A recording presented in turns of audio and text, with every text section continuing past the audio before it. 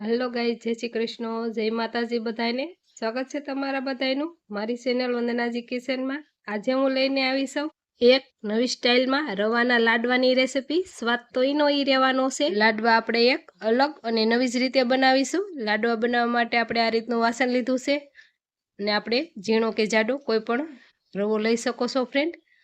आ वाटकीना मापथी आपणे 2 वाटकी रवो एड करीशुं अने परफेक्ट माप साथे आपणे लाडवा बनावीशुं। आपणे 2 चमची घी गरम करीने लीधुं छे, ए आपणे गरम घी ज एड करीशुं अने 2 वाटकी आपणे रवो लीधो छे एना सामे आपणे 1 वाटकी गरम दूध करी अने एड करीशुं। अने फ्रेंड आमां आपणे गरम घी अने गरम दूध ज एड करवानुं छे। बंने आपणे मिक्स करी लेशुं।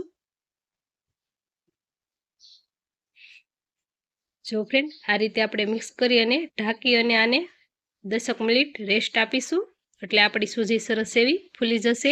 जो फ्रेंड 10 मिनिट थई गई छे, चेक करीशुं। सरस एवी आपणी सूजी फूली गई छे, बेटर पण ड्राय थई गयुं छे।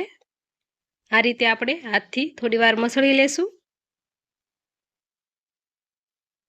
घी वाळो हाथ करी अने आपणे मीडियम साइज में લુવા बनावी लेशुं।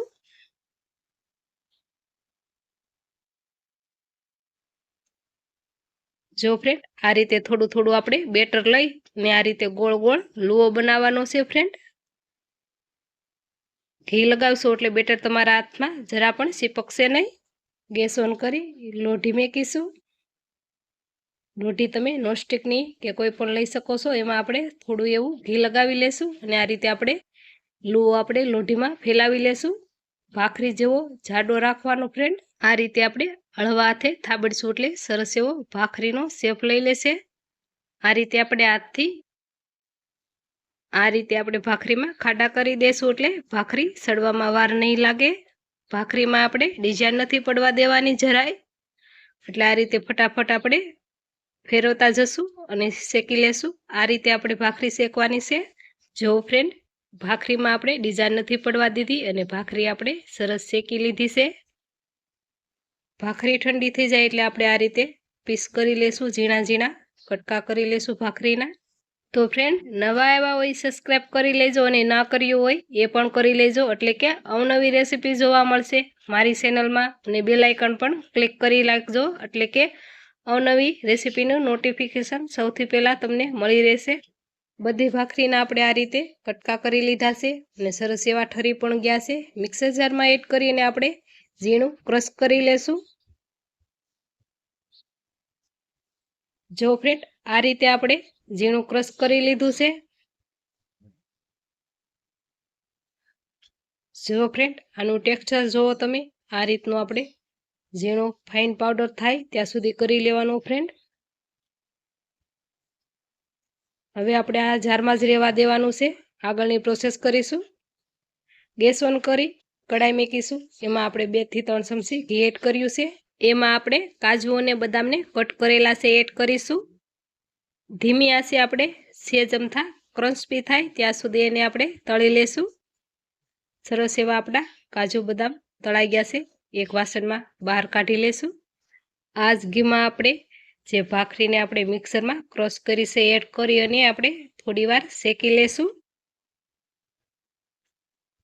आ रीते आपणे कन्टिन्यू हलावता रहेशुं अने सरस एवो आपणे भूको शेकी लेशुं।